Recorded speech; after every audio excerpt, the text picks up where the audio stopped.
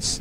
Apang, ano bala kalawig ang aton paggamit sang earphones kag headphones? Nakahibalo bala kamo mga kabombo nga ang tuman kalawig nga paggamit sini ang makatugas ang ear noise o kon acoustic trauma? May pila naman ka tips nga makabulig agud mahalungan naton ang aton dulunggan kag pamatinan. Dapat nga ipabilin nga yara lang sa 60% ang volume sang aton nga mga earphones o kon headphones. Likawan nga masobra sa 4 to 5 ka oras ang tayuyon nga paggamit sang earphones o kon headphones. Magtala na sang 15 minutos nga break matapos ang 1 ka oras sagud nga makapahuway ang aton palamatinan. Masami nga tinluan ang earphones o kon headphones kag mas maayo nga gamiton ang duha ka earpiece sang aton nga mga earphones.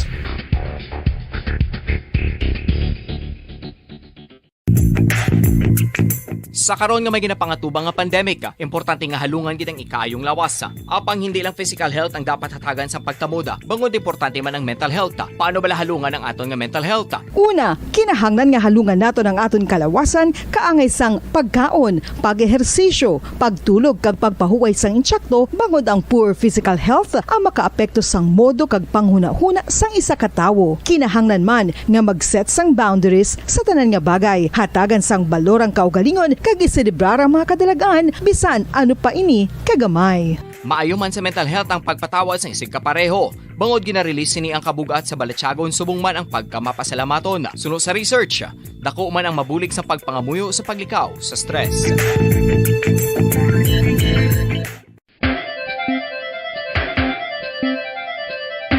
Ang talaba.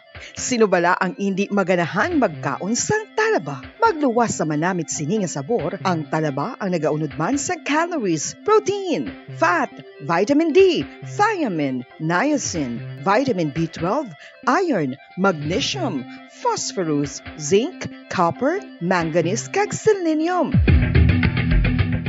Isa ini sa mga source ang high quality protein nga nagaunod sang siyam ka importante nga mga amino acids nga kinahanglan sang lawas sang tawo. Nagaunod man ini sa antioxidants nga maayo para sa atay. Apang ang pagkaon sang talaba ang mayara man sa mga risgo. Bangod nagaunod ini sa mataas nga amount sang zinc nga delikado sa kalawasan kon masobrahan. Ang pagkaon sini nga hilaw ang makatugaman sang bacterial infection kag makatugas sang diarrhea, pagsuka, hilanat kag iban pa nga seryoso nga kondisyon. Gani sa pagkaon sang talaba, kinahanglan hagan-hagan lang.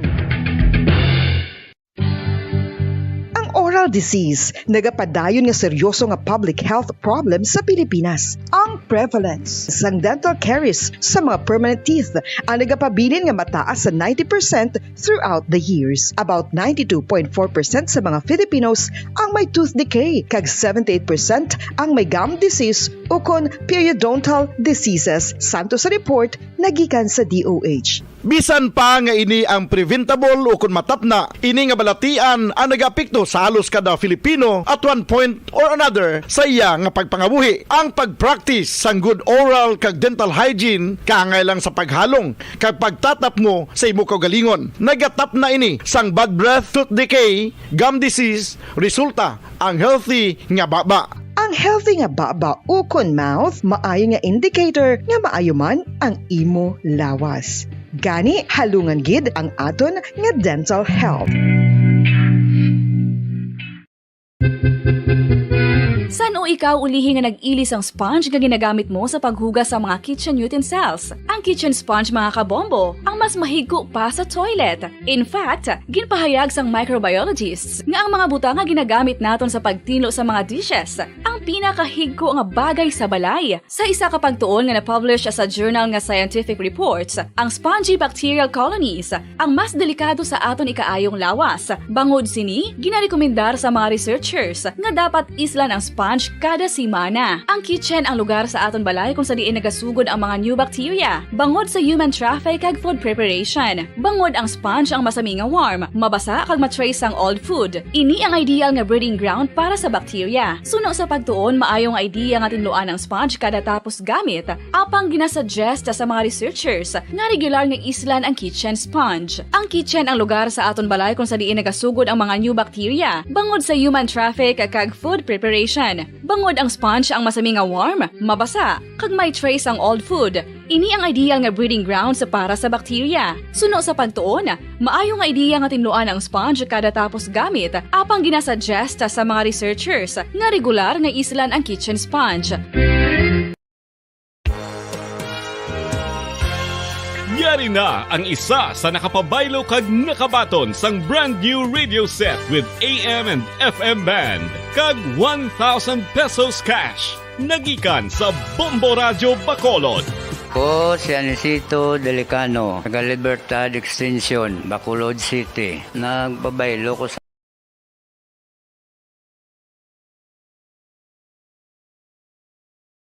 Sa Ukraine.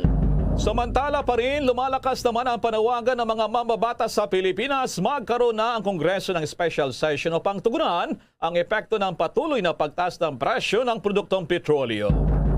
Samantala naman, nasa 500,000 mga manggagawa makakabalik sa trabaho sa paglalagay sa Alert Level 1 sa NCR at ilan pang piling lugar sa bansa. Nasa 9.4 billion pesos naman papasok sa ekonomiya kada linggo dilan sa Alert Level 1 simula ngayong araw.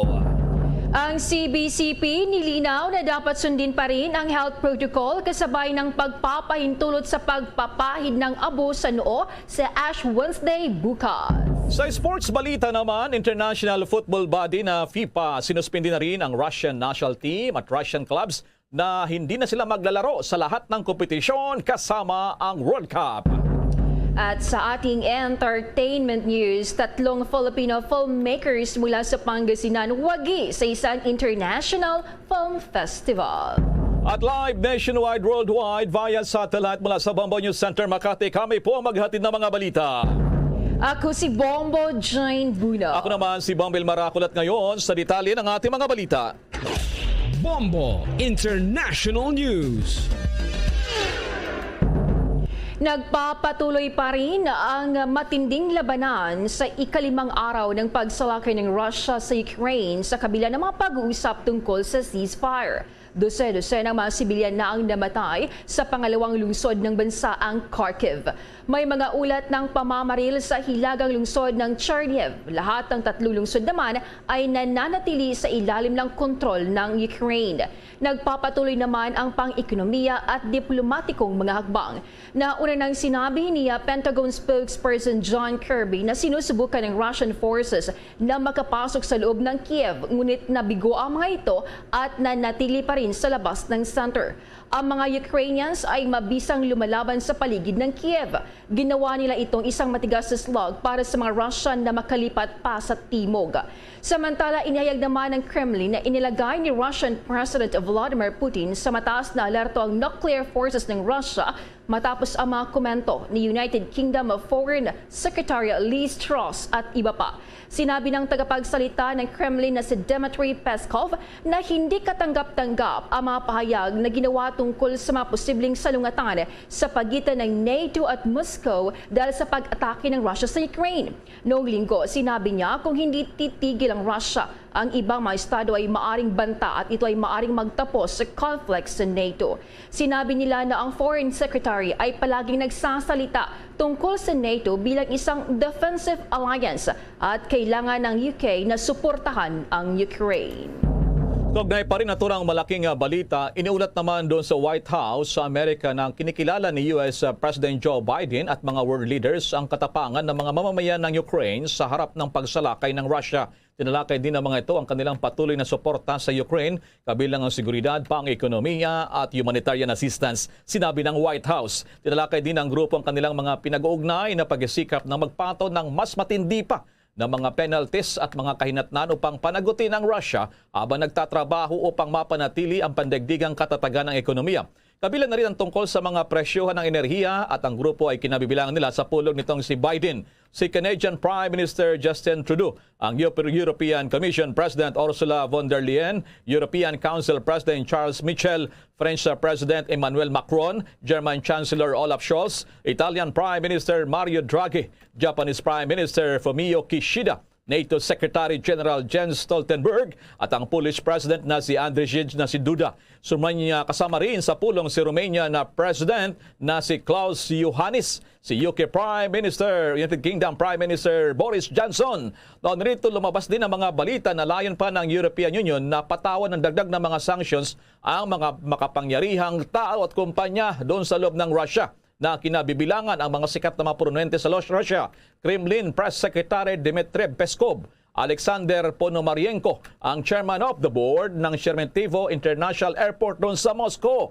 Itong Chief Executive Officer ng state-owned Rosneft Oil Company, Igor Serchin. Si Nikolai Tokarev, ang Chief Executive Officer ng Transneft, ang pinakamalaking oil pipeline company, at ilang Russian state TV presenters at maging journalist doon sa Russia. Paparusahan din ng European Union ang gas insurance industry company sa Moscow na iniulat na tumulong na rin sa pagsasanib ng Crimea noong pang taong 2014. Samantala naman, pumabor ang Pilipinas sa resolusyon ng United Nations General Assembly na kumukundina sa pag-atake ng Russia sa Ukraine. Sa isang statement sa pambirang Special Emergency Session ng UNGA, umapila ang kinatawan ng Pilipinas para sa proteksyon ng mga sibilyan at mawakasan na ang kaguluhan sa Ukraine. Tinutulan naman ng Russia ang naturang resolusyon, subalit wala itong kapangyarihan para i-veto ito sa ilalim ng 1950 o 1950 resolution na tinatawag na Uniting for Peace. Ayon pa sa UN, ito ang unang emergency special session na isinagawa mula noong taong 1982. Nagbunsod ang hakbang ng pagsasagawa ng emergency session matapos na i-veto ng Russia ang resolution noong Biyernes para harangin ang Security Council resolution na kumukundi na sa pag-atake ng Moscow at panawagan sa agarang pag-atras ng Russian forces.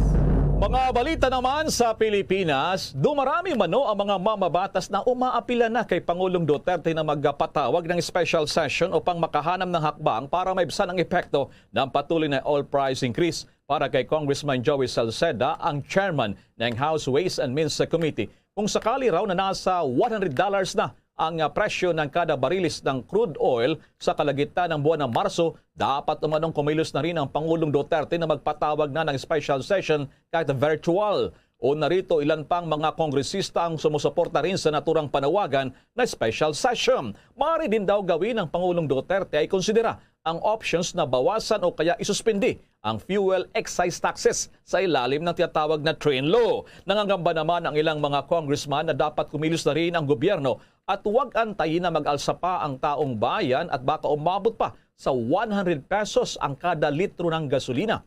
Sinasabing may ilang lugar na sa Pilipinas, umaabot na sa 80 pesos ang litro ng kada gasolina. Nitong araw, muling nagpatupad sa ikasyam na beses na magkasunod na linggo ang mga oil companies. Nasa 90 centimos ang panibagong taas sa presyo ng gas at ginarin ng diesel o krudo 80 centimos at kerosina 75 centimos. Samantala, liban nito, ang LPG na branded tulad ng Sulain ay nagpatupad din ngayong araw. Kanina yan alas 6 ng umaga, 7.14 sa kada kilogram.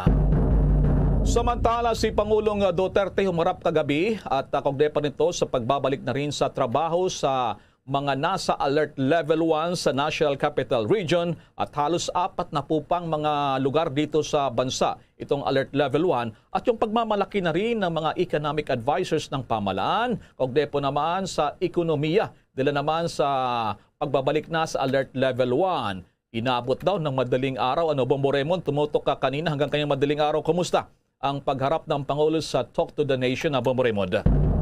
Tama nga dyan, Bombo Elmar, Bombo Jane. Alas 11 kagabi nagsimula yung Talk to the People ni Pangulong Rodrigo Duterte at sinundan, siyempre kasabay ng kanyang meeting sa Interagency Task Force. At natapos yan mag-alauna na kaninang madaling araw kung saan ay nagkaroon ng presentasyon ang iba't ibang miyembro ng mga gabinete ni Pangulong Duterte. At kabilang sa unang nagpresenta itong si Secretary Art Tugade ng DOTR at sinundan ni Secretary Galvez at siyempre yung mga economic managers gaya ni Trade Secretary Ramon Lopez at NEDA Chief Carl Kendrick Chua. At sa kanyang paggulat ay masayang-masaya itong si Third Secretary Mon Lopez dahil sa pamagitan daw ng paglalagay na simula ngayong araw sa Alert Level 1 sa Metro Manila at 38 pang mga piling lugar sa bansa ay makakabawi na ang ating ekonomiya. At kabilang daw sa kanilang inaasahan ay yung pagbawi mula sa pagkakalugmok ng employment sa bansa dahil noong pandemic period ay nasa 17.6% ang taas ng unemployment rate sa bansa at bumaba along the way nung nagluwag ang restrictions ng 6.6%. Pero ngayon daw na nasa alert level 1 na ang ilang lugar sa bansa ay inaasahan nila at target na lalo pang ibaba sa 5% o kaya sa pre-pandemic rate ang ating unemployment rate. Inaasahan din na nasa 400,000 to 500,000 na mga trabaho sa alert level 1 ang makakabalik sa operasyon o kaya yung mga kababayan natin na magkaroon ng trabaho at nasa 800,000 jobs naman ang magbabalik o kaya dagdag trabaho sa ating mga kabayan kapag inilagay na sa Alert Level 1 ang buong bansa. Narito ang bahagi ng pahayag ni Secretary Mon Lopez. Umpisa yung lockdown, sumipa yung unemployment rate to 17.7%. But over time, dahil nagre-reopen tayo ng economy, nagbabawas ang lockdown, yung 17.7% bumababa na uli. Yung huli natin record ay 6.6%. So ang ambisyon natin ngayon, mapababa sa 5% kung nasaan tayo nung pre-pandemic. Para maabot din natin yon, ibig sabihin din po, from where we stand right now sa unemployment rate, may mga 800,000 na mga nawalan ng trabaho na ngayon ay makakabalik sa trabaho through increased economic activities at saka yun nga, increased investments at makaka-encourage ng mga economic activities. Dito ho sa baba na to alert level 1, ang dinicide natin dun muna sa NCR plus 38 provinces, hindi po nationwide pa. Dahil ito yung pumasa sa criteria. Estimate natin, mga 400 to 500,000 jobs. Ang overtime, hindi naman bukas kaagad, ay makakabalik sa trabaho. Kasi kunwari itong mga restaurant, pagkausap natin sila, dati ho, ang nangyayari ho kasi dahil madalang ang tao at saka hindi pa rin sila 100% bukas, yung tao, yung mga empleyado, yung mga waiters, hindi everyday pinapapasok. Para lang sila hindi mawalan ng trabaho, sige pumasok ka kahit 3 days a week.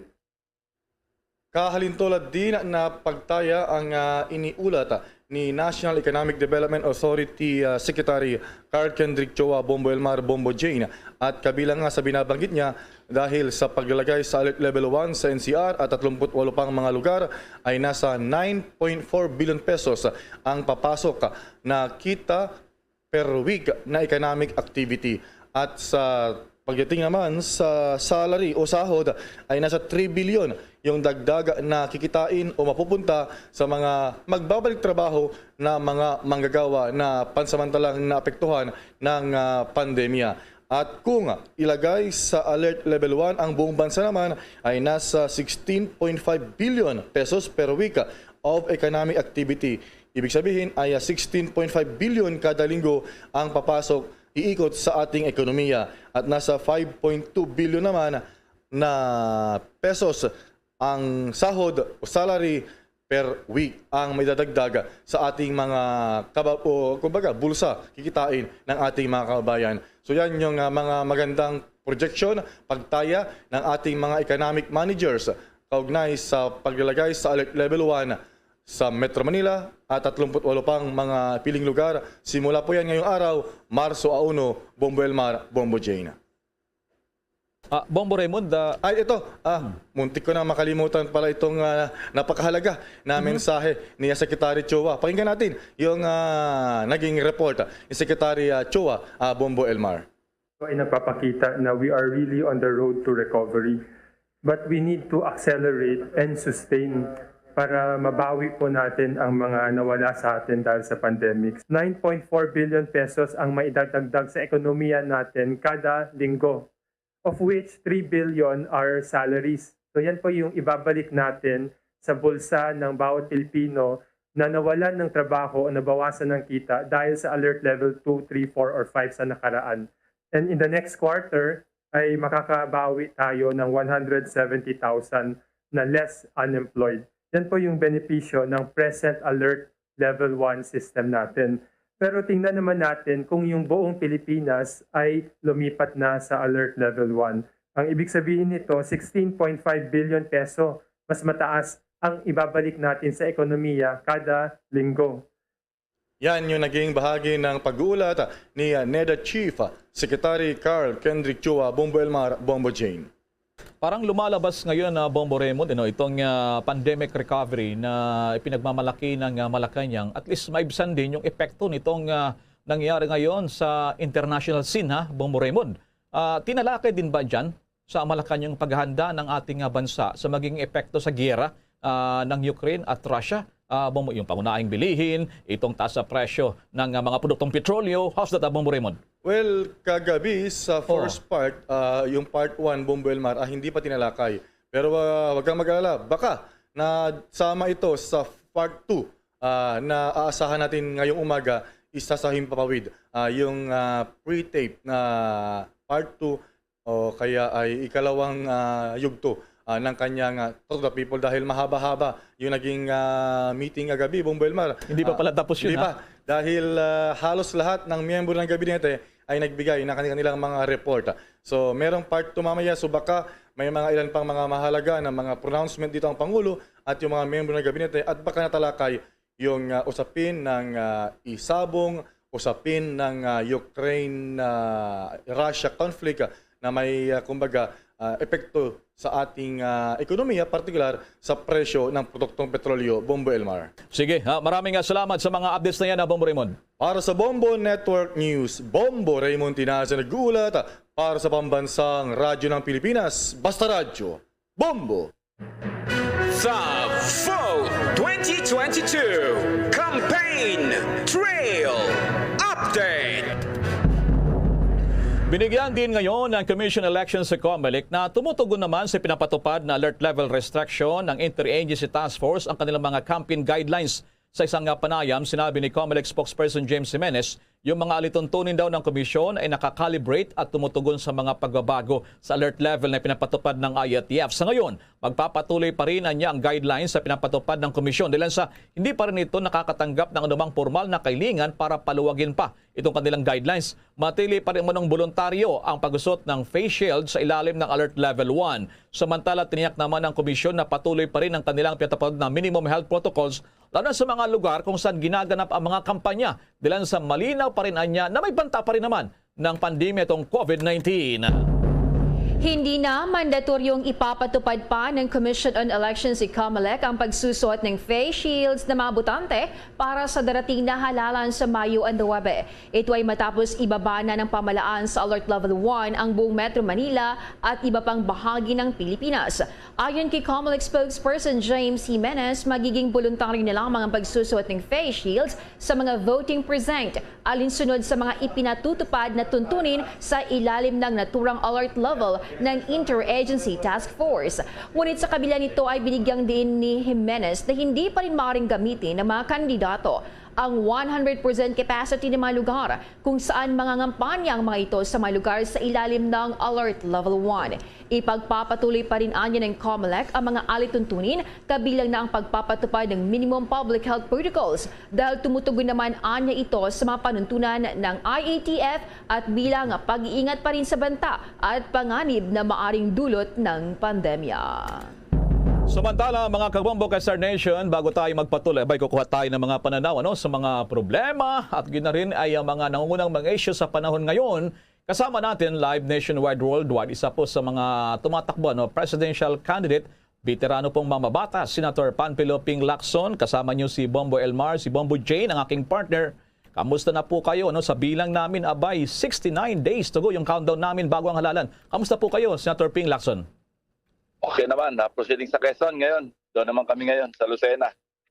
Sa Quezon Province. Unahin ko na itong Boy na Manong tanong ko sa inyo. Dahil si Pangulong Duterte daw, iniutos yung suspensyon sa controversial na isabong, electronic sabong.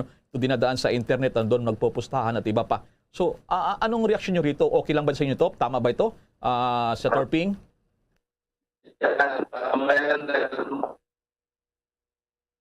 Nawawala siya, Bombo Jin, papaayos muna natin yung linya. Oh, baka sayang kasi, Yan talaga yung... Nawawala ka, Senator Ping, kuha muna tayo na mas magandang signal siguro, kasi sayang kasi yung inyong mga pananaw dito sa controversial, marami na nangyari sa usapin ng isabong, Bombo Jin, at meron dito na sabi nga nila, nitong nakalipas na araw may mga missing na sabongero. Meron din dito sa sobrang pagkalugi rito. Meron pang nagpapakamatay dito sa isabong. At ito'y tinatalakay dyan sa Senado at sa Kamara para magkaroon ng prangkisa. At siguro mismong nanggaling na kay Pangulong Duterte na ang pagsuspindi dito sa isabong. At babalikan natin mamaya kung mas magandang signal. Nasa may bahagi pala siya ng tinatawag naman na Lucena.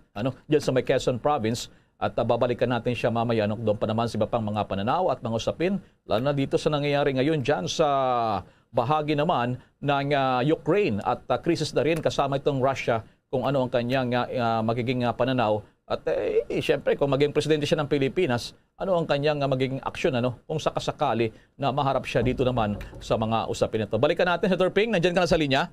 Kumusta ka na? Hello. Ito na. Okay na. Bombo Elmar. Bombo Jane. Oh, yung tanong kong nakabitin, yung sa isabong, Senator Ping. Oh, tama yun. Kasi yun ang essence ng motion ni Senate President Soto noong nakarang pagdinig na inadapt namin. So, ang ginawa namin, sinabihan namin si Senator De La Rosa kung pwedeng i-clear niya na kay Presidente dahil papunta siyang Davao. At yun ang ginawa niya. So, sabi niya, in-approve ni Presidente yung pag-suspend ng 7. Hindi lang isa, 7 licenses ng PAGCOR tungkol sa isabong. So, yan? Parang done deal na yan.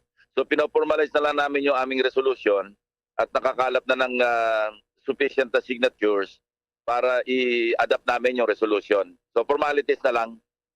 Okay, so yun palang estado dyan, Okay, sa ibang usapin po, aking partner, Bombo Jane, your question to Senator Ping. Go ahead, Bombo Jane. Senator, ang inyo pong assessment sa nakalipas na presidential debate, sapat po bang ibinigay na pagkakataon sa mga presidential candidate para mailatag ang kanilang mga plataforma, Senator? Kulang na kulang yung oras na binibigay sa amin kasi maximum na 1 hour 30 seconds Mahirap talaga ilatag pag ganun kaiksi ang time na binibigay. Alright. Issues din maski pa paano. Senator Lacson, marami po ang nagsasabing sa nakaraang debate na sa kasuotan pa lamang ay nakalamang na kayo dahil simbolo ng kulturang Pinoy ang suot ninyo, barong. Bakit nyo naisipang magbarong, Senator? Wala lang, yun lang na isuot kung papunta ako doon. Parang namimili nga ako kasi nakita ko yung aking partner, si Senate President, nakasuot. Ang choices naman talaga, polo barong o kaya casual, business casual actually. So yun yung aking naisuot at dumiretso na ako doon. Para nag-trending pala, Okay, sa natura pa rin usapin, sa debate pa rin nangyari yan, Dahil sa halos kumpleto kayo, isa lang yung atang absent, Ang Bombo Radio La Union, may follow-up question, Go ahead, your question, Bombo Radio La Union, Senator Ping Lacson. Naibagag sa payo, Apo Senator Ping Lacson, sir. Sa nakaraang presidential debate, 1 minute and 30 seconds lamang po ang ibinigay na panahon para masagot ang isyu sa infrastruktura, COVID response at power supply crisis, among others. Kung meron po kayong sagot na gustong palawigin tungkol po sa isang isyong nabanggit, ano po ang pwede po ninyong idagdag sa inyong sagot, sir? Well, sa fuel crisis, napakarami pang pwede dagdag doon yung stockpiling ng oil, Kung meron tayong depo. Ito'y nakapaloob na rin sa plano ng DOE, Department of Energy. Plus mga iba pang tulad, renewable energy, hindi ko na nasabi. 57%, yun yung coal-fired, Tapos 21% renewable, 19% yung geothermal. Nawawala ka Senator Ping. Baka mobile po siguro kayo, Senator Ping. Yung biomass, nasa 1.2% pa lamang ang na-harness natin. Tayo yung second largest in the world pagdating sa biomass. Ganun po ba? Okay. Okay, Senator Ping, with your indulgence, standby din ang Bombo Radio Davao. Diyan muna sa ating Bombo International News Correspondent sa Mayaman, Jordan, si Joy Felino. Anong mga concern nyo dyan? Go ahead, Bombo International Correspondent Joy Felino sa Jordan. Go ahead. Assalamualaikum. Magandang umaga po sa inyo dyan sa Pilipinas, Senator Ping Lacson. Ako po si Joy Evelyn Pilino, taga Corona del South, Cotabato dyan sa Pilipinas at isang Bombo International Correspondent dito sa Qatar. Karaniwan pa rin pong concern, problema ng ating mga OFWs dito sa Middle East ang pang-aabuso ng employer, naroon din po ang hindi sapat na pasahod at sa tuwing nagsusumbong po tayo or humihingi ng tulong sa ating embahada o polo ay hindi po nabibigyan ng karampatang atensyon at napapabayaan na lang po ang ating mga kababayan. So ano po ba ang dapat gawin o solusyon dito, Senator? And yung solusyon na matutupad at hindi hanggang salita lang. Yeah, kung walang aksyon yung embahada o yung konsulado dyan, si Secretary Ted Buluxin, napaka-proactive. Napaka-active niya sa Twitter account niya. So siguro, ang pinakamaganda, ipagbigay alam sa kanyang diretsa, no? Kung ano yung problema dyan, maliit man o malaki. Kasi namamonitor ko siya eh. Lagi siya may ginagawang aksyon. Maski napaka-pangkaraniwang mamamayan ang dumudulog sa kanya, mapa-passport man, mapa-ibang yun, naabusong ating kababayan o OFW. Talaga nandiyan siya, Okay. Nawawala talaga yung signal ni Senator Ping. Talagang I understand, Bombo Jen, mga kabombo, mobile siya. Senator Ping, please come back. Okay. May problema yung signal niya. Malayong lugar niya, nandyan sa may bahagi po ng Quezon Province. Senator Ping. Okay. Babalikan kita mamaya dyan siguro. Dahil sa may follow-up po yung ating correspondent dyan sa may bahagi ng Qatar. Qatar pala itong ating nagtatanong dito. Sige, babalikan kita mamaya, Senator Ping, dyan sa iyong sorte, sa may bahagi naman ng Lucena. Samantala mo na, Bombo Jane, sa patuloy pa nating mga balita. Sa dagdag pang mga balita, makakatulong sa muling pagbangon ng bansa at makakabawas sa epekto ng tensyon ngayon sa pagitan ng Russia at Ukraine ang pagbaba sa Alert Level 1 sa buong National Capital Region at iba pang bahagi yan ng Pilipinas.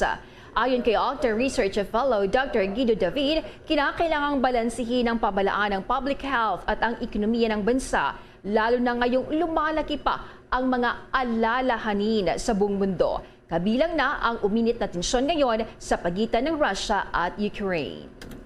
Balikan kita dyan, Senator Ping, sa Lucena, sa Quezon Province. Kamusta ang signal mo? Sorry, napakaraming dead spot sa Pilipinas. Okay, yung hanging question po dyan sa aming international, at may follow-up din dito yung sa Qatar. Go ahead, dyan sa Qatar, go ahead yung question nyo, follow-up. Follow-up ko lang po, Senator Lacson. May naitatag ng Department of Migrant Workers. Kung kayo po ang manalong Pangulo sa eleksyon, paano po ninyo matitiyak na hindi magiging katasan lamang ng mga tiwaling opisyal ang pondo ng bagong ahensya na dapat po ay para po sa ating mga distressed OFWs? Yan ang overarching problem natin sa Pilipinas, yung corruption. Kaya nga, yan ang number one din, isa sa mga nangunguna sa plataforma namin, na talagang yung gobyerno, napakalaking minsan perwisyo sa mga mamayan sa halip na tumulong. Yun nga, dahil nga sa maraming kinocommit na corruption, na abuso, hindi lamang yung national budget, pati yung mga ahensya, alam mo, yung lagayan, di nawawala. So yun talaga isa sa mga nangunguna sa plataforma namin ni Senate President yan.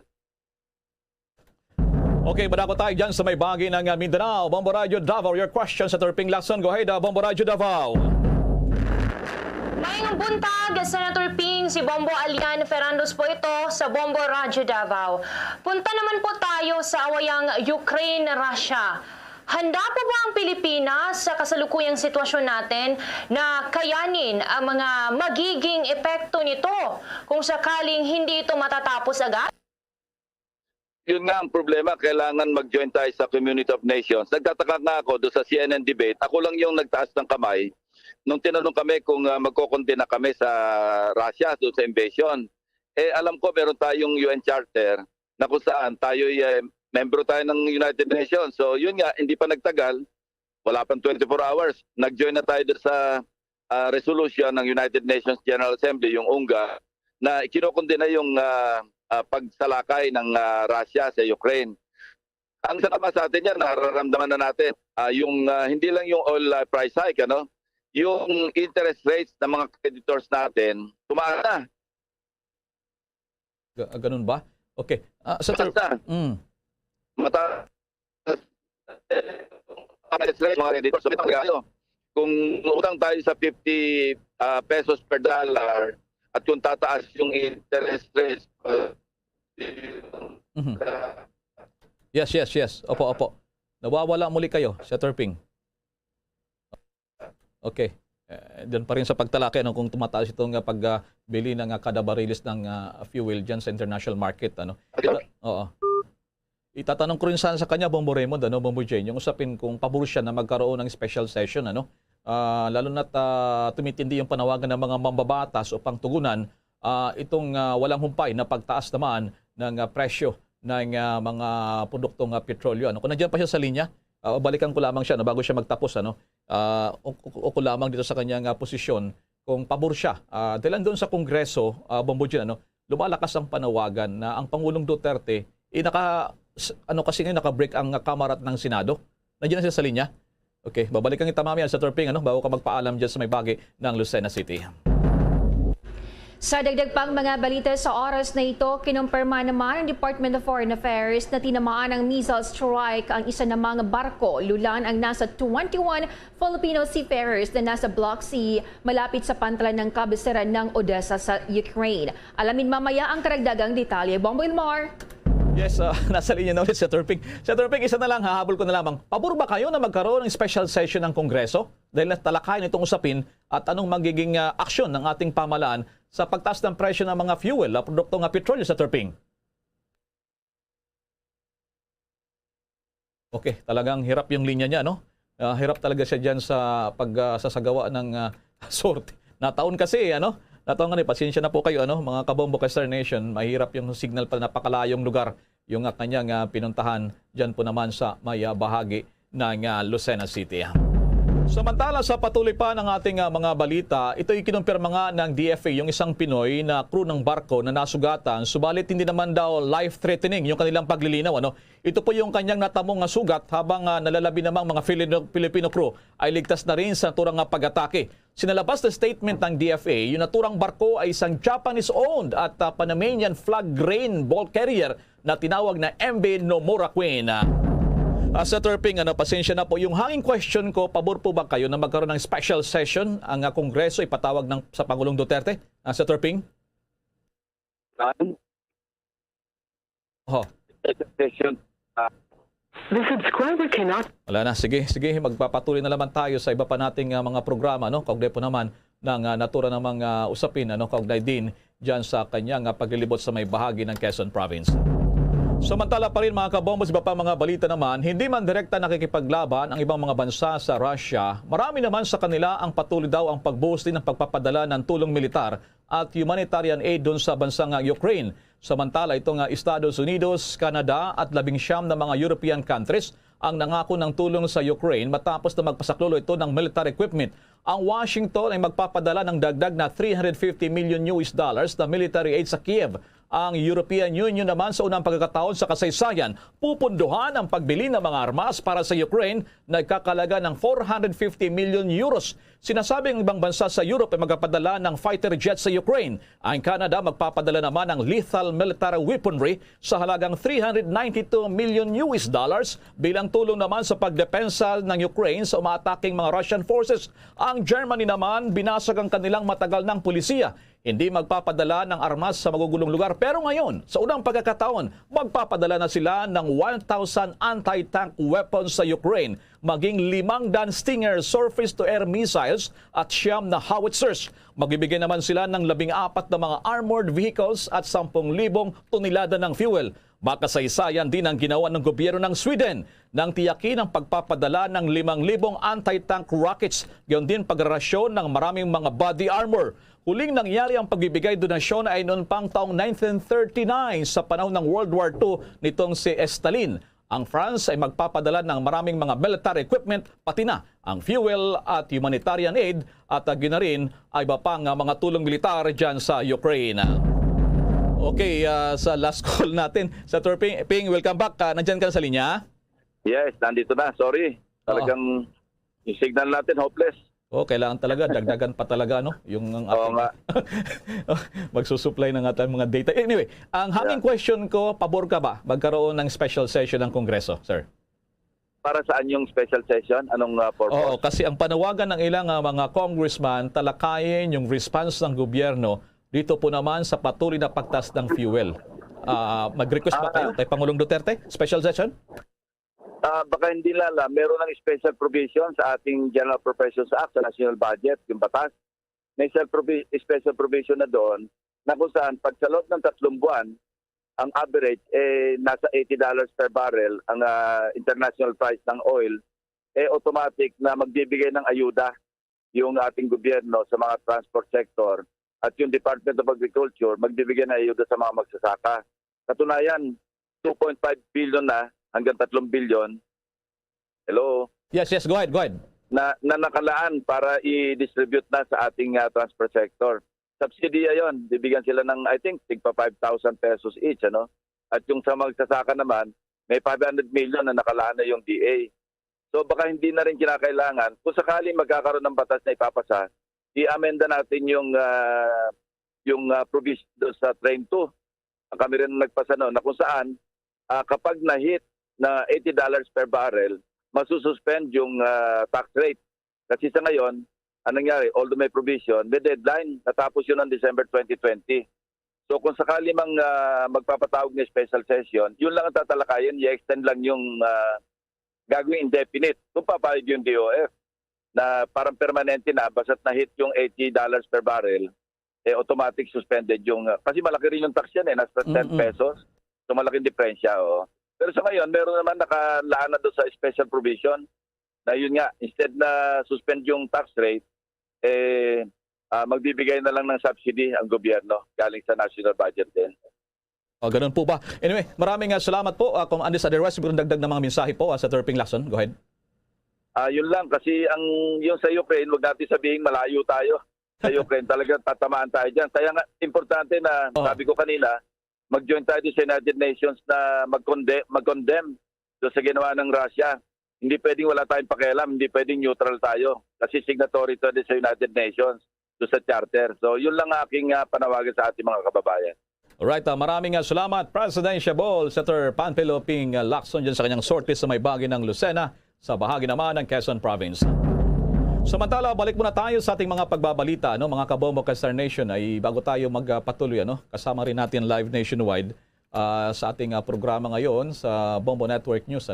Isa po sa veterana ring mambabatas sa ating bansa. Siya po ang House Deputy Speaker at dating Senadora Loren Legarda. Abay, kumusta na po kayo? Magandang umaga pa kayo, Senator Legarda. Si Bombo Elmar ito kasama aking partner si Bombo Jane.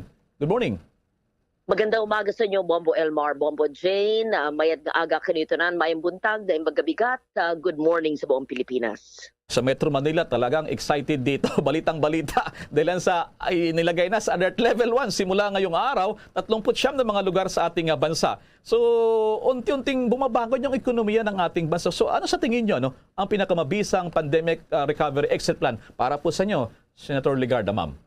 Napakaganda pong balita na ganito pong estado, pero huwag tayo magpalubay. Tingnan nyo sa Hong Kong, mataas po ang COVID cases at sa ibang parte ng Europa, maski nagbukas na po, ay meron pa rin pong COVID. At hindi ibig sabihin na wala ng COVID, sabi nga nila endemic nandiyan na. Kaya mag-mask pa rin, yan po ay parte ng Alert Level 1. Pero ito po yung magandang balita para sa ating mga restaurant, para sa ating mga maliliit na tindahan at maliliit na negosyo. Kaya ang pandemic exit plan ay dapat nakatuon sa pangkabuhayan. Dapat po magbigay ng tulong, ng kapital, ng puhunan sa mga maliit na negosyo na nagsara o panandalian na apektuhan nagsara at sa mga naghahanap ng trabaho. At hindi na ho mahirap gawin yan dahil nandiyan po yung ating ginawang batas, Micro, Small at Medium Enterprises Law, na siyang may mga programa ang mga ahensya ng gobyerno gaya ng Dole Pangkabuhayan, nagbibigay po ng libreng kapital. Gaya po ng DSWD, Sustainable Livelihood Program, sa mga 4P families. Gaya po ng DTI, Shared Services Facilities, hanggang 1 milyong piso nang bibigay po sa mga grupo, kooperatiba na may mga micro at small enterprises. Alam ko po yun dahil naging chairman po ako ng Senate Committee on Finance ng 5 taon. At ito po yung mga programa ng gobyerno na sinuportahan at pinondohan po natin. Hanggang sa antike po ay pinapatupad po natin ang mga MSME support. Ang pandemic exit plan ay dapat po nakatuon, nakafocus sa pag-recover po ng ating ekonomiya, hindi lang sa pangmalakihan, kundi po sa economic upliftment, economic recovery of every Filipino family. Pedicab driver man siya, sari-sari store owner man siya man ay professional na nurse. At mabanggit ko po, kailangan din natin institutionalize na ang special risk allowance na nakasuad po sa bayanihan, pero wala na po yung bayanihan na batas, kaya nag-file po tayo ng special risk allowance na panukalang batas para po ang mga frontliners sa healthcare sector, sa lahat po ng public health emergency ay mabigyan po ng risk allowance. Hindi na po kailangan gagawa ng bagong batas pag may bagong COVID o anuman na virus o infectious disease. Ito po ay institutionalized at hindi lang po sa mga permanente, kundi na rin po sa mga contractual o job order. That's the least we could do for our health frontliners. Ilan lang po yan sa ating mga panukalang batas at mga nagawa na. At huwag kakalimutan ng ating pandemic recovery po ay dapat isinaalang-alang ay nakasang-ayon sa ating kalikasan. Madali na po yan dahil 10 na po ang batas na ating ginawa. Clean air, clean water, ecological solid waste, Climate Change Act, Renewable Energy Law, Green Jobs Act, ang dami na po na ating natulungan nasa gawang batas. Kailangan lang respetuhin, sundin, para po hindi na mangyayari ng muli ang paninira ng kalikasan na nakakaapekto po ng ating kalusugan. It's for our own sake to follow the environmental laws. Senator Ligarda, briefly lang, may pahabol lang kayong partner si Bombo Jen. Baka may tanong pa. Bombo Jen, go ahead. Alright, Senator Lauren, nahirapan ngayong pandemya ang ating mga guro. Hindi naging madali ang pag-transition sa online learning. So bilang dating chairperson of Senate Committee on Finance, ano pa kaya ang magandang aksyon upang masuportahan po natin ng maayos ang ating mga guro, Senator? Opo, Magna Carta for Public School Teachers, Magna Carta for Private School Teachers. Ito po yung nag-i-increase ng salary grade ng ating mga guro sa pribado at sa pampublikong mga eskwelahan. Yan po ay hinain po natin.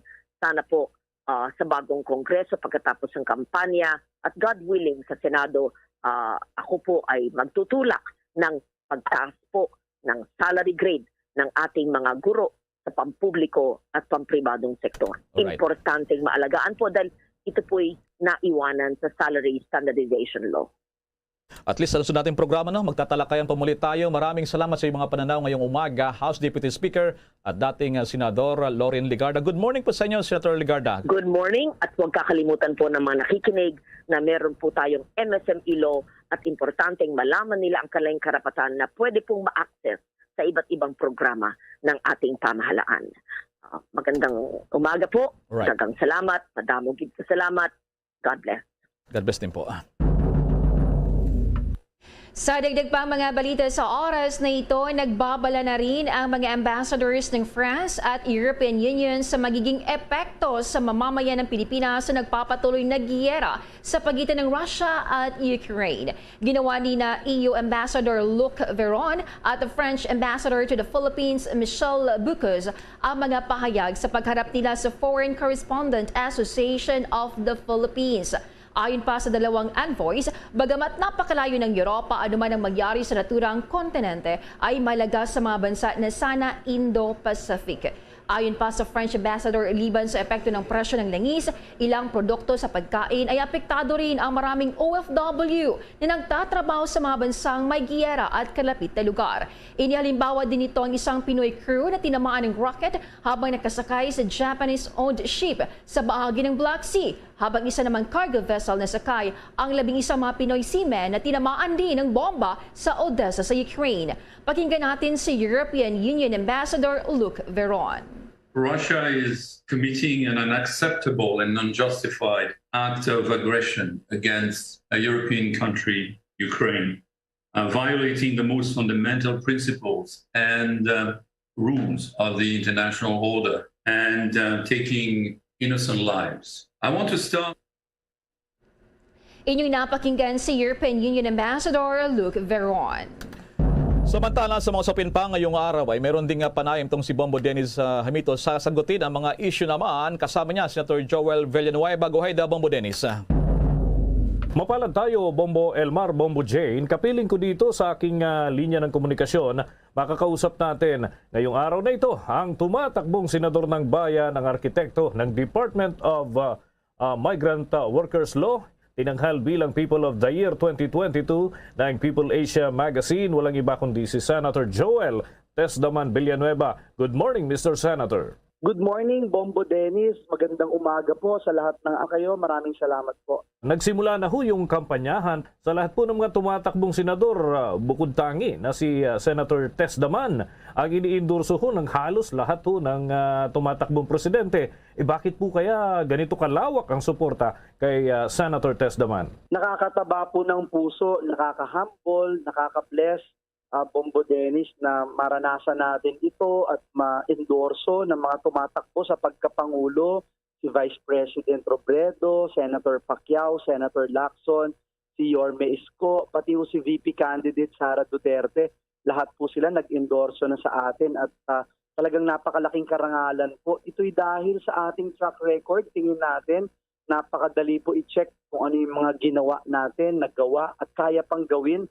Lalo na sa pagkatapos nitong eleksyon na ito, napakalaki ng hamon at problema na ating kakaharapin. At tingin ko ito yung dahilan kung bakit natin nakuha ang kanilang endorsement. Bagamat iba-iba po yung kanilang political positioning, pati sa iba't ibang issues, nagbabanggaan yung kanilang pananaw. Pero dito sa issue na ito, may common denominator po sila. Lahat sila naniniwala na kailangan merong isang Senator Joel Villanueva sa Senado para matutukan yung paggawa at paglikha ng trabaho. Kaya muli, taus-pusong pasasalamat po sa kanilang lahat.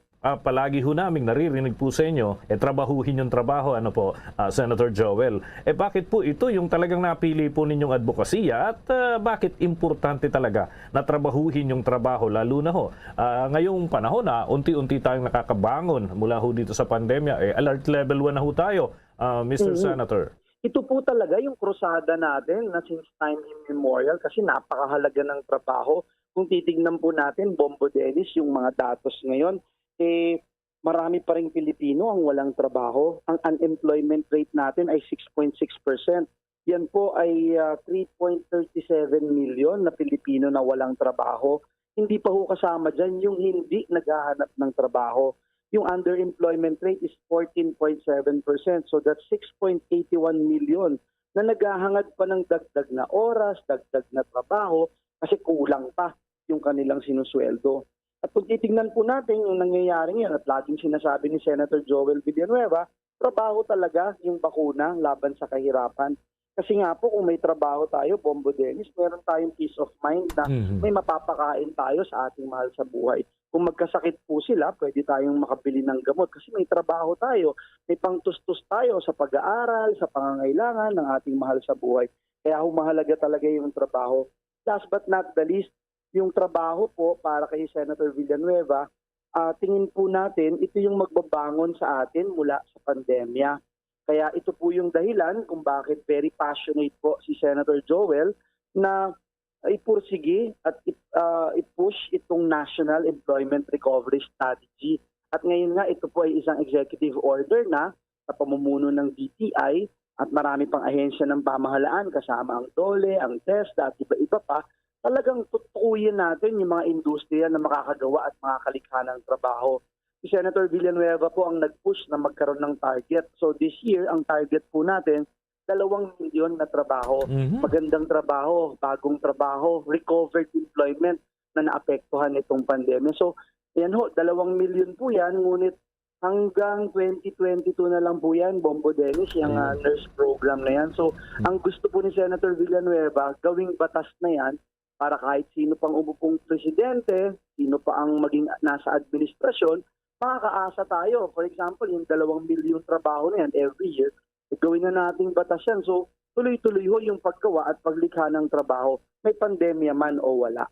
Okay, Senator Villanueva, nagsumiti pala kayo ng mahigit 500 na mga panukalang batas kung saan karamihan pala dito nasa 103 naging batas. Tungkol pala ito sa paggawa ng trabaho at proteksyon para sa mga manggagawa. Maaari niyo ba kaming bigyan naman ng matatawag nating Villanueva laws na talagang nakatutok doon sa pagbibigay talaga ng oportunidad na trabaho at yung hanap buhay, kita para sa ating mga kababayan. Kumbaga, alin ho dito yung napili nyo para dito sa daan-daan na ito?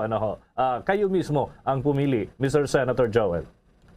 Mahirap yung tanong mo, Bombo Dennis, but let me also say na yung 103 na batas ni Joel Villanueva, magiging 200 laws po yan by the end of our term this term. At marami tayong paborito. Yung Doktor para sa Bayan Law, napakagandang batas. Yung Department of Migrant Workers, Department of OFWs, napakaganda ring batas. Pero yung bibigay ko pong 3 na malapit sa puso ko, unang-una yung tulong trabaho law. Wow. Kasi yung tulong trabaho law, hindi lang po siya libre na training, libreng allowance, transportation, insurance, kundi garantisadong trabaho ito. Ang training na ito ay manggagaling sa industriya o pondohan ng pamahalaan, at kaya pag-graduate po noong ating scholar, ay wala hong karapatan yung industriya na hindi niya i-hire kasi galing sa kanya yung training, at yun yung dahilan kung bakit natin ginawa, kailangan ng industriya. So, napapalaki natin yung industriya, natutulungan natin yung negosyo, nagagawa rin natin magkaroon o makalikha ng trabaho. So, talagang isa sa mga paborito ho natin yan. Pangalawa po, yung first-time job seekers law. Kasi yung first-time job seekers law, yung mga bagong graduates po natin, pag-graduate nila, wala silang pangbili o panggastos para sa barangay certificate, police clearance, NBI clearance, birth certificate, marriage certificate, medical certificate, transcript of records, at marami pa hong iba. So, pag-graduate nila, 2,000 halos yan. Kung anak sila ng mahirap na magsasaka, mahirap na mangingisda, hindi ho sila makapag-apply na ng trabaho. Ngayon ho, lahat yan, libre na yan, dito sa batas ni Testaman, at dahil libre nga po, nakaka-apply ho kaagad sila at mabilis na nakakakuha ng trabaho. Last but not the least, Bombo Dennis, would be work from home law. Kasi yung work from home law, maraming natulungan, especially nung nagkaroon ng pandemya. Nung pinasa ni Senator Villanueva yan, ang tanging mithiin natin magkaroon ng work-life balance para nasa bahay o nasa ibang lugar, nakakapagtrabaho because result-oriented naman yung negosyo, yung industriya. So, nung pinasa natin yan, hindi natin alam magkakaroon ng pandemya. Ngayong may pandemya, ang daming nagpapasalamat kay Testaman. Sabi nila, nasalba o nasagip, na-save yung kanilang negosyo, na-save yung kanilang trabaho, na-save yung karapatan ng mga manggagawa. Dahil kung kayo po ay nasa bahay, more than 8 hours na yung trabaho nyo, may karapatan kayong maningil ng overtime pay ninyo at ibang benefits pa na nakukuha ng nagre-report physically if you are working from home. So, yan po yung mga paborito nating batas, Sir Dennis. At saka importante doon sa work from home, bawas ng traffic, Mr. Senator. Yes, opo, laking bagay po. Opo. Okay, todo-todo pa rin naman ang trabaho po ninyo kahit naka-break yung Senado, Mr. Testaman. Marami po kami sanang gusto pang usisain, itanong, Kaya lang, alam po namin, busy rin ho kayo. Panahon po ngayon ng kampanya, lalo na sa senatorial race. Siguro huling mensahe na lamang po, Mr. Testaman, para sa ating mga kababayan. Bombo Dennis, karangalan kong makasama po kayo, ang buong Bombo News nationwide, at nagpapasalamat ako sa ating mga kababayan at todo suporta kay Senator Villanueva na gumawa pa at lumikha pa ng trabaho. Nag-joint force po kami ni Senator Alan Cayetano, yung kanyang ayuda, yung kanyang 10,000 na batas, at gusto natin talaga gumawa pa ng trabaho, lumikha ng opportunity, magkanegosyo at magkaroon ng kita yung ating mga kababayan. Alam ko po hindi nag-iisa si Senator Joel Villanueva dito sa mission na ito, at ang boto niyo po para kay Testaman number 61 test naman ay boto para sa trabaho, boto para sa masayang pagbabago. Hinihingi ko pong muli ang inyong suporta at boto ngayong halalan, ngayong May 9, 2022. Number 61 sa balota, trabaho ang trabaho. Senator Joel Testaman Villanueva. Maraming salamat po at magandang umaga. Bombo Elmar, Bombo Jane, kausap natin si Mr. Testaman, Senator Joel Villanueva, ang pinuno ng Senate Committee on Labor and Employment dyan sa mataas na kapulungan ng Kongreso. Back to you, Bombo Elmar. Alright, maraming salamat, Bombo Dennis. Samantala naman, binigyan din ngayon ni senatorial candidate at dating Vice President Jejomar Binay na dapat maghanda ang pabaylaan ng mga hakbang para maibsan ang epekto sa taong bayan sakaling tumagal ang giyera sa Ukraine. Ayon kay Binay, malaki ang magiging epekto ng giyera sa Ukraine sa ekonomiya ng Pilipinas. Pakinggan natin si senatorial candidate at dating Vice President Jejomar Binay.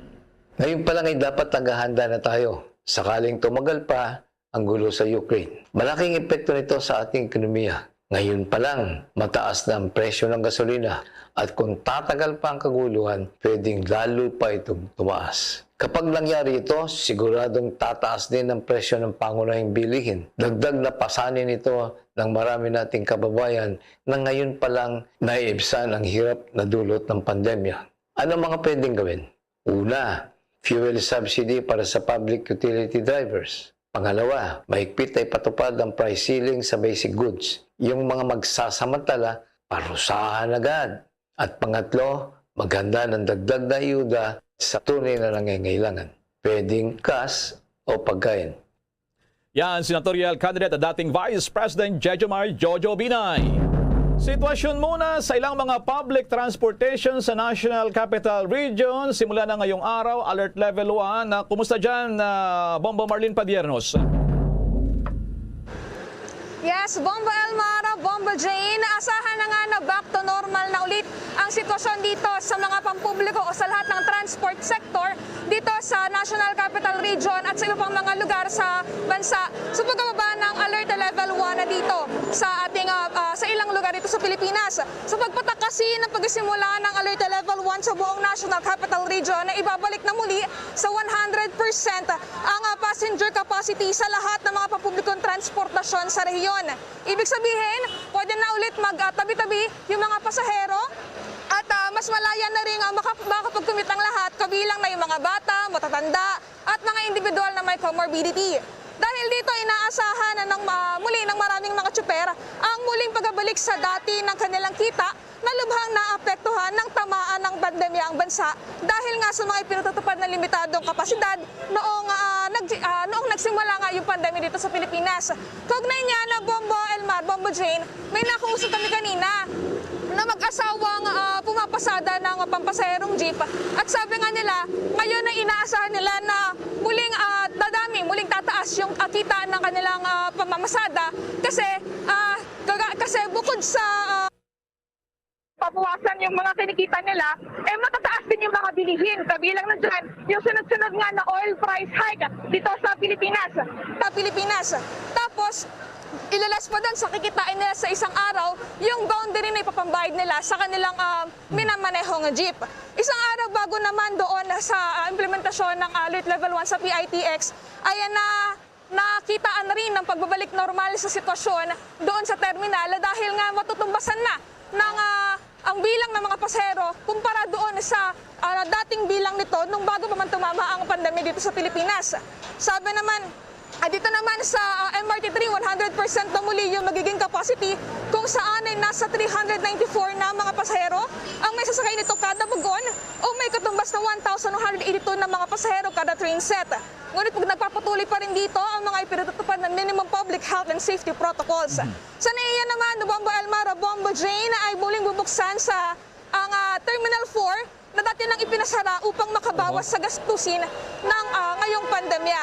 Tiniyak naman Bombo Elmar, Bombo Jane ng DOTR o ni DOTR Secretary Arthur Tugade na sa kabilangan ng back to normal na 100% na passenger capacity ay magpapatuloy pa rin sila sa mga ipinatutupad na health and safety protocols doon sa lahat ng mga transport sector dahil kagaya nga niyan yung mandatory pagsuot ng face mask at naging yung palagian regular na pag-disinfect doon sa kanilang mga pasilidad, Bombo, Elmar. Pero Bombo Marla, dapat pa rin silang mag-ingat kahit tayo ay nasa new normal na alert level 1. Maraming salamat. Ingat kayo dyan, Bombo Marlene. Maraming salamat mula dito sa bahagi ng Pasay City. Ako po, si Bombo Marlene Padiernos, nag-uulat para sa Pambansang Radyo ng Pilipinas. Basta Radio, Bombo! Bombo Foreign Exchange Update. Bahagyang bumawi ang halaga ng piso kontra dolyar. Ayon sa Bangko Sentral ng Pilipinas, isang dolyar po ay 51 pesos and 29 centavos, Singaporean dollar 37 pesos 74 centavos, Hong Kong dollar 6 pesos and 56 centavos, ang euro 57 pesos, ang Saudi Riyal 13 pesos point 67 centavos. The Bombo Foreign Exchange Rate Update is brought to you by Queen City Development Bank. Sa mga oras na ito, samahan niyo po kaming manalangin. Narito ang Oratio Impirata.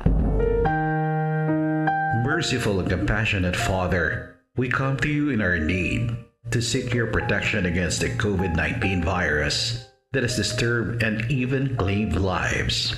We ask you now to look upon us with love and by your healing hand, dispel the fear and sickness and death, restore our hope and strengthen our faith.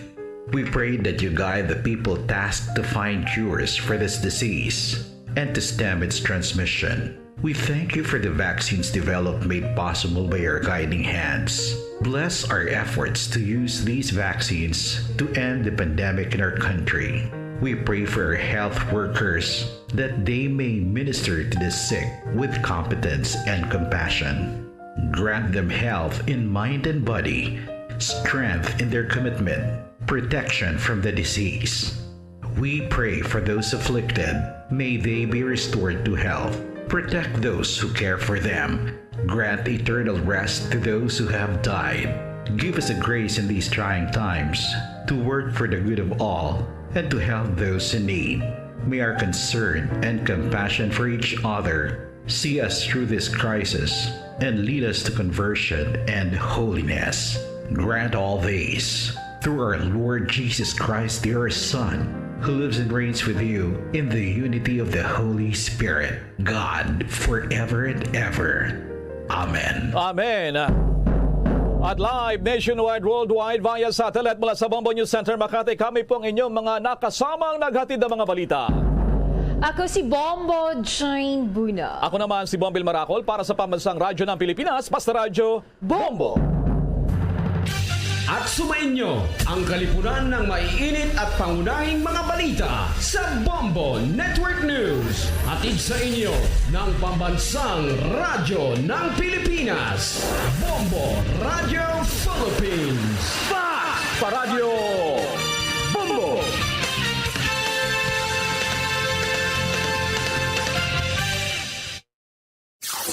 Limang dekada nang nagtataguyod ng katotohanan. 5 dekada nang nagtatanggol sa mga mamamayan. Patuloy na nagsasaliksik at mabilis maghatid ng mga balitang siksik at malaman. Patuloy na nangunguna sa mga issue, drama, promo at serbisyo publiko. Ito ang Bombo Radyo Bacolod, ang pambansang radyo ng Pilipinas. Basta Radyo Bombo! Bombo Radyo Bacolod. Mga kabombo, nakahibalo-bala ka mo? Naghampak na sa 3 million ang natapikan sang COVID-19 sa Pilipinas. Mataas sa gihapon ang active cases sa bugos nga pungsod. Kag 50 mil na ang mga nagtaliwan bangod sa sini nga virus. Hindi magkumpiyansa. Depensahi ang kaugalingon kag ang imo mahal sa kabuhi. Magpabakuna na batok sa COVID-19. Pahanumdom nagikan sa Bombo Radyo Bacolod. Basta Radyo Bombo! San o ikaw ulihi nga nag-ilis ang sponge nga ginagamit mo sa paghugas sa mga kitchen utensils? Ang kitchen sponge, mga kabombo, ang mas mahigko pa sa toilet. In fact, ginpahayag sang microbiologists nga ang mga butang nga ginagamit naton sa pagtilo sa mga dishes, ang pinakahigko nga bagay sa balay. Sa isa ka pagtuon nga na-publish sa journal nga Scientific Reports, ang spongy bacterial colonies ang mas delikado sa aton ikaayong lawas. Bangod sini, ginarekomendar sa mga researchers nga dapat islan ang sponge kada semana. Ang kitchen ang lugar sa aton balay kung sa diin nagasugod ang mga new bacteria. Bangod sa human traffic kag food preparation. Bangod ang sponge ang masami nga warm, mabasa kag matrace ang old food. Ini ang ideal nga breeding ground para sa bacteria. Suno sa pagtuon, maayong idea nga tinluan ang sponge kada tapos gamit. Apang ginasuggest sa mga researchers nga regular nga islan ang kitchen sponge. Ang kitchen ang lugar sa aton balay kung sa diin nagasugod ang mga new bacteria. Bangod sa human traffic kag food preparation. Bangod ang sponge ang masami nga warm, mabasa kag may trace ang old food. Ini ang ideal nga breeding ground sa para sa bacteria. Suno sa pagtuon, maayo nga ideya nga tinluan ang sponge kada tapos gamit, apang ginasuggest sa mga researchers nga regular nga islan ang kitchen sponge. Mga kabombo, madamo gid ang pagkaon apang ano bala ang dapat himuon kung may matabo sang suspected foodborne illnesses. Kung may matabo nga suspected foodborne illnesses, dapat i-preserve ang mga ebidensya.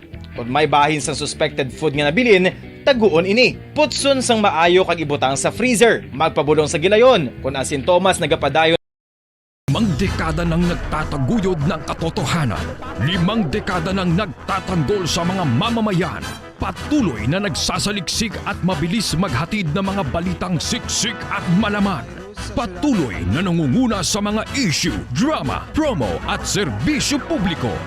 Ito ang Bombo Radyo Bacolod, ang pambansang radyo ng Pilipinas. Fast Paradyo Bombo! Bombo Radyo Bacolod. Number 1! Fast Paradyo Bombo! 7 minutos na nakaligada sa atak na ang alas 8 sa aga. Welcome diri sa pagbangalaga isang bombohanay big time. Adlaw sa nga Martes sa Petsa 1 sa bulan sa nga Marso sa bungatig 2022. Labing unang adlaw sa nga Martes sa katato na nga bulan sa mga year 2022. Tawagin na alas sa mga inadlaw sa nga sano lang ang adlaw o nga bulan sa Enero subong bulan na sang Marso.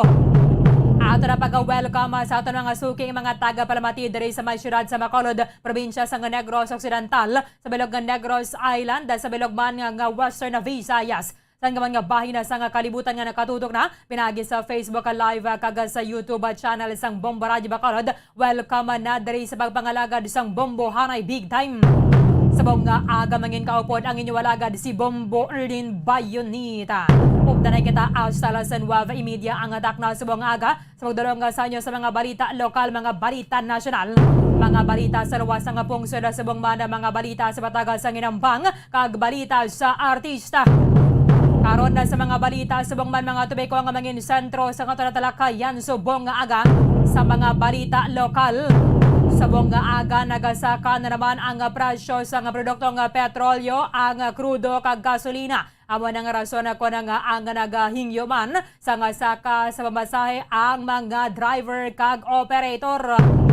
Amo ning isama na sa mga patigayonan na o kon na schedule nga patigayonan na sa nga hearing sa nga Land Transportation Franchising and Regulatory Board ang saka sa pamasahe. In fact, dito sa Maya Metro Manila, 5 pesos ang ginapangayo sa mga driver. Sa ato na sa Maya Negros Occidental, Banwa, 2.50 ang ginahirit sa mga transport group. I-check na nato na karon sa report with Bombo Franz Andrew Burgos. Ang Bureau of Fire Protection kung nabatian na ninyo sa mga gilamang aga nagbatigayon na sa caravan, nagpatigayon na diri nagalibot ang mga fire truck sa Bureau of Fire Protection ina bangod sugod naman sa Fire Prevention Month subong bulan sa Marso. Sa data diri sa Bureau of Fire Protection o na Bacolod City of Fire Station, mas nagdamo ang numero sa mga fire incidents halina sa bulan sa Enero tubtob bulan sa Pebrero subong tuig kung ikumparar sa parehong period tinalikdan nga tuig 2021. I-check na nato na karon sa report with Bombo Carla May Defensor. Sa mga balita sa mga balita nasyonal, Nadugangan na pa ang numero sa mga Pilipino nga nagapauli alin sa may Ukraine kasunod sa pagatuhawa sa gyera.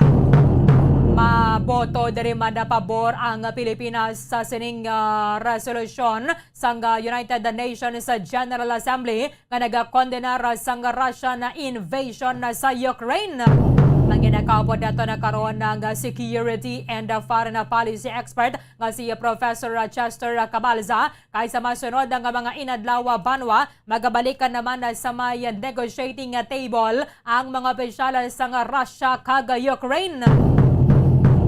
Sa balita international, nakabalikan na sa Russia kag subong man sa Ukraine ining mga opisyalis nga involved kaina or kagabi sining peace talks dito sa may borders ng Belarus. Sa masunod ng mga inadlaw, sila ang ginalauman nga magasabak sa second round sa negotiation.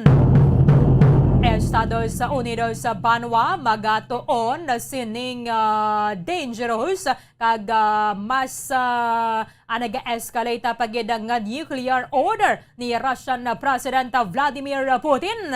Nagpaandamon na nagligad kag nagpaalerto sa ilang deterrence forces o na nuclear forces pero tiwala man kuno sa pagbago sa may strategic threat sa Russia. Estados Unidos kag Canada nagbana sa mga transaksyon with the Central Bank sa Russia. Ang Ukraine nagapaandam naman na banwa sining radiation from Chernobyl nuclear power plant nga naagaw sang Russian forces. Kanugon ni Balabekol sang isang pinakadako nga eroplano sa bilog nga kalibutan ang naguba bangod sang Russian strike sa Ukraine. Ato na karon nga lilion na balay palantawan nato na sa inyo ining Antonov 225 cargo plane nga naguba bangod sining Russian airstrike sa bayagwa sa capital sa Ukraine.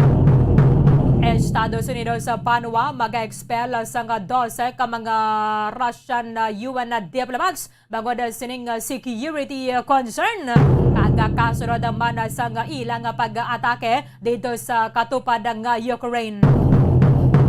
Kagiban pa nga mga impormasyon ka mga balita banwa nga posible magaluntad samtang nga nagapangalaga na kita diri sa palatuntunan na Bombo Hanay Big Time. 12 minutos sa nakaligad sa takna ng alas 8 saga.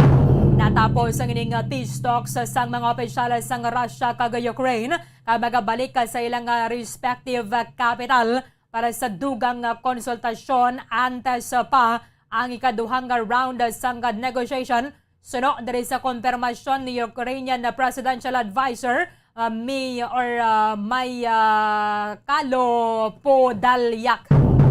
Ang ining opisina sang presidente, ang main goal ng gida nila diri amo ni ang immediate ceasefire kag ang pag-withdraw sang Russian troops dito sa may Ukraine. Hindi na niya basta-basta nga mga halit ang nabilin sang Russian troops sa banwa because as presented ko sa inyo bago gilamang ang pinakadako ng eroplano sa bilog na kalibutan na ginakabig ni sang Ukraine bilang dream come true nila ang Antonov and -225 ang naguba. Kadungan sining invasion sang Russian troops dito sa may Ukraine. Tiamo ni subong nga nag-generate sang alarma kag subong man kasubo sa may aviation world kay kawaygid na kasalbar ang ining nasambit nga eroplano. This is the biggest aircraft in the world nga ginpangalanan bilang Mria o kung nagakahulugan bilang Dream sa Ukrainian language. Siya ang nakapark sa may airfield malapit sa may capital city sang Ukraine nga Kyiv sang ini ang ginatake sang Russian forces. Pero mayara pa man diri sang paglaom para sa Ukrainian authorities nga ini ang ma-rebuild. Sa ginapagwadaring statement banwa sang Ukrainian authorities ang Mria nila ang na-destroy sang Russia but they will never be able to destroy our dream of verify or why pa man nagid sang